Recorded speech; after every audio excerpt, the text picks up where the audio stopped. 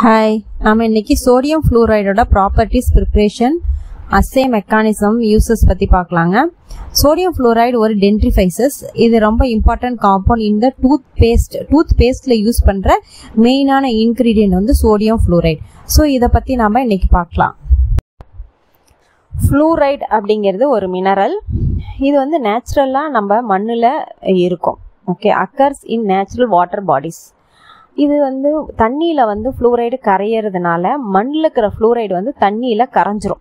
Okay, so தண்ணியில ஃப்ளூரைடோட concentration மண்ணோட தன்மையை பொறுத்து அதிகமாகவோ கம்மியாகவோ இருக்கும். ஓகே, ஸோ உப்பு தண்ணி நம்ம எப்படி நல்லா தண்ணி இதுன்னு சொல்றோம் எப்படின்னா அதனோட கான்சன்ட்ரேஷன் ஆஃப் த சால்ட் கான்சன்ட்ரேஷனை பொறுத்து சொல்றோம்.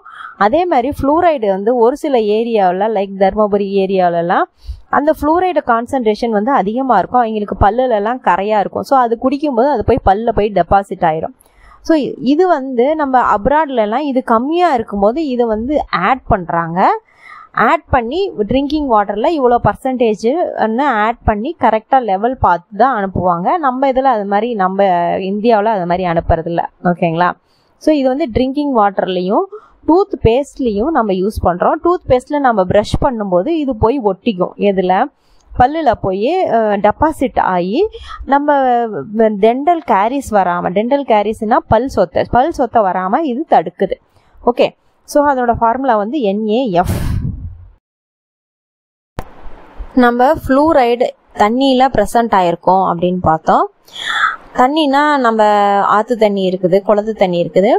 அது மாதிரி இல்லாமல் கிரவுண்ட் வாட்டர், நிலத்தடி நீரில் வந்து இந்த ஃப்ளூரைட் கண்டென்ட் வந்து அதிகமாக இருக்கும். WHO எவ்வளோ நமக்கு இந்தியாவுக்கு ரெக்கமெண்ட் பண்ணுதுன்னா 0.7 to 1 ppm வந்து ரெக்கமெண்ட் பண்ணுது. பட் நம்ம போர் போட்டு நம்ம தண்ணி எடுத்துக்கிட்டு இருந்தோம் இல்லையா, அப்படி எடுத்துக்கிட்டு இருக்கும்போது அந்த போர்வெல்ல எக்ஸஸாக இருக்குது. 1.5ஓட 2.5லேருந்து 4.5 வரைக்கும் இந்தியாவில் வந்து போர்வெல்ல இந்த ஃப்ளூரைட் ப்ரெசென்ட் ஆயிருக்கு. ஸோ இது குடிக்கிற பிள்ளைங்களுக்கு என்ன ஆகும்னா பல் வந்து கருப்பாக இருக்கும். ஓகே, எனாமல்ங்கிறது அவுட்டர் லேயர் வந்து ஃப்ளூரைடு வந்து போய் படிஞ்சு கருப்பாக பல்லில் கரை வரும். ஓகே, அந்த கரை வந்து மெயினாக 8 இயர்ஸ்க்குள்ளே இருக்கிற பிள்ளைங்களை வந்து ரொம்பவும் அஃபெக்ட் பண்ணுது. இதுக்கு வந்து என்ன பண்றாங்கன்னா காஸ்மெட்டிக் ட்ரீட்மெண்ட்ல அந்த பல்லு அந்த இடத்துல இருக்கிறத சுரண்டி எடுத்துடுறாங்க. அப்படி சுரண்டி எடுக்கும்போது என்ன ஆகும்னா மேல் லேயர் வந்து ஈஸியா வெளியில போச்சுன்னா கிருமிகள் அட்டாக் ஆகுது, மைக்ரோ ஆர்கானிசம் அட்டாக் ஆகுறது வந்து அதிகமாகும். ஓகே, ஸோ அந்த எனாமல் டேமேஜ் வந்து இன்னும் பல பிரச்சனைகளை உண்டு பண்ணும். ஓகேங்களா? ஸோ இந்த ஃப்ளூரோசிஸ் அப்படிங்கிறது அதிகமான intake of fluoride in our body.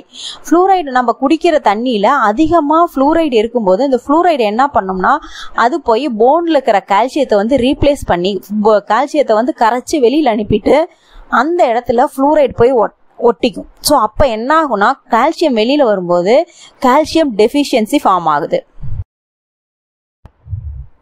Fluoride எப்படி ஒர்க் ஆகுது அப்படிங்கிறத பார்க்கலாம். நம்ம சாப்பிடும்போது வாயில் நம்ம சாப்பிட்ற மாவு பொருள்லாம் வாயில் போயிட்டு சுற்றி இருக்கிற பல்லிடுக்கில் இங்கெல்லாம் வந்து இருக்கும். நைட் அதனால தான் ப்ரஷ் பண்ணணும்னு சொல்கிறாங்க, அதை வெளியில் எடுக்கிறதுக்காக.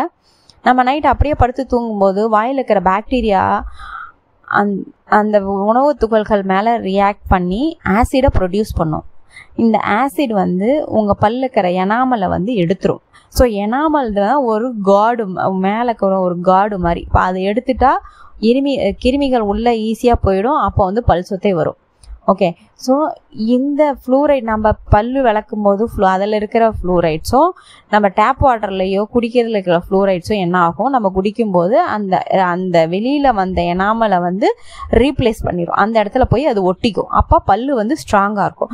ஸோ பல்லு ஸ்ட்ராங்காக வைக்கிறதுக்கு நமக்கு என்ன வேணும்னா ஃப்ளூரைடு வேணும். ப்ரிப்ரேஷன் ஆஃப் சோடியம் ஃப்ளூரைட் பார்க்கலாம்.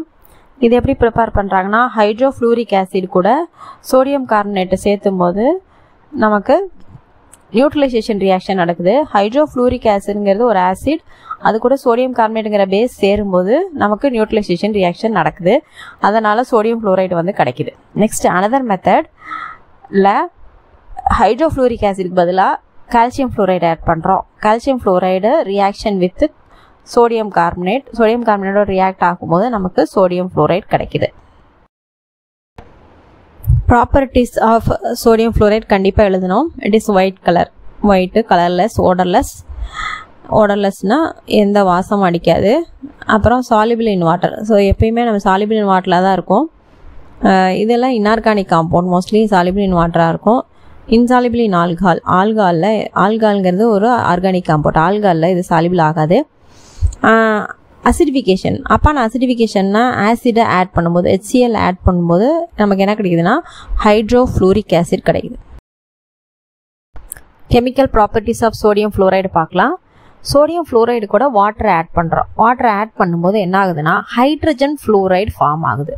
What is the difference between hydrogen fluoride and hydrofluoric acid? முன்னாடியெல்லாம் நம்ம பார்த்தோம் ஹைட்ரோஃப்ளூரிக் ஆசிட். ஹைட்ரோஃப்ளூரிக் ஆசிடுங்கிறது லிக்விட் ஃபார்மில் இருக்கும். ஓகே, ஹைட்ரஜன் ஃப்ளூரைடுங்கிறது ஒரு ஃபியூமிங்னா புகை மாதிரி போயிடும். இப்போ சாதாரணமாக ஒரு லைம்ஸ்டோன், அதாவது இந்த கல், சுண்ணாம்பு கல் மேலே நீங்கள் தண்ணி ஊற்றுனீங்கன்னா என்ன ஆகும்னா ஒரு ஃபியூமிங் மாதிரி அப்படியே ஒரு புகை மாதிரி போகும். அது மாதிரி தான் இதுவும் போகும். ஓகேங்களா? ஸோ இது வந்து சோடியம் ஃப்ளோரைடும் சோடியம் ஹைட்ராக்சைடும் ஃபார்ம் ஆகும். Next sodium fluoride on reaction with chlorine கூட ரியாக்ட் பண்ணும்போது என்ன ஆகும்னா ஃப்ளூரைடுக்கு பதிலாக குளோரின் வந்து போய் அட்டாச் ஆகும். This is called displacement reaction. ஒன்றுக்கு பதிலாக ஒன்று போய் அட்டாச் ஆகும். ஸோ ஃப்ளூரின் வந்து வெளியில் போயிடும், குளோரின் போய் அட்டாச் ஆகிடும். So this is called displacement reaction. Next நாம் யூசஸ் ஆஃப் சோடியம் ஃப்ளோரைடை பார்க்கலாம். Sodium fluoride has bactericidal property. Bactericidal அப்படின்னா சூயிசைடல் அப்படின்னு ஞாபகம் வச்சுக்கணும். அது வந்து கொல்லும், பாக்டீரியாவை கொல்லும். ஓகே, ஸோ இது கொல்றதுனால நம்ம வூண்ட்ஸுக்கும் யூஸ் பண்ணலாம். ஆன்டிசெப்டிக்காக வூண்ட்ஸுக்கும் யூஸ் பண்ணலாம். வூண்ட்ஸ்னா புண்ணு. அதே மாதிரி நெக்ஸ்ட் பாயிண்ட் பாருங்க, it makes the teeth more resistant to decay ஆகாமல், டீகேனா அழிஞ்சு போகிறது. ஒரு டூத் வந்து அழிஞ்சு போகாமலும், கேவிட்டிஸ்னா ஓட்ட உழுவாகாமலும் பாதுகாக்கிறதுக்கு நமக்கு சோடியம் ஃப்ளோரைடு யூஸ் ஆகுது. ஓகே, ஸோ நீங்கள் மெயினாக வந்து to prevent the dental cavities, dental caries, இது வந்து ஞாபகம் வச்சுக்கணும். ஓகே, ஸோ இது ரொம்ப முக்கியம் use. Sodium fluoride is assayed by complexometric titration. இதில் 2 பார்ட் இருக்குது. டைட்ரேஷனில் 2 பார்ட் இருக்குது.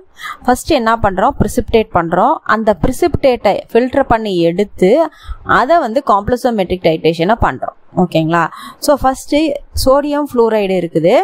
இதை வந்து லெட் ஃப்ளூரைடாக நம்ம வந்து என்ன பண்ணுறோம், ப்ரிசிப்டேட் பண்ணுறோம். ஓகே, லெட் ஃப்ளூரைடாக ப்ரிசிப்டேட் பண்ணிவிட்டு எப்படி ப்ரிசிப்டேட் பண்ணுறோம், லெட் நைட்ரேட் கூட ஆட் பண்ணும்போது, சோடியம் ஃப்ளூரைடை லெட் நைட்ரேட்டு கூட ஆட் பண்ணும்போது அதாவது லெட் ஃப்ளூரைடு பிபி அப்படிங்கிறது லெட். ஓகே, லெட் ஃப்ளூரைடாக கன்வெர்ட் பண்ணி அது வந்து ப்ரிசிப்டேட் கிடைக்கும். அதை வந்து வாஷ் பண்ணி டைட்ரேஷன் பண்ணோம், ஃபில்டர் பண்ணி வாஷ் பண்ணி அதை எடுத்துட்டு அது கூட என்ன பண்ணுறோம், titrant disodium EDTA, xylenol orange as indicator. So இதெல்லாம் காம்ப்ளெக்ஸோமெட்ரிக்கு இண்டிகேட்டர்ஸ், ஜைலினால் ஆரஞ்சு யூஸ் பண்ணி டைட்ரேஷன் பண்ணுறோம். ஓகே,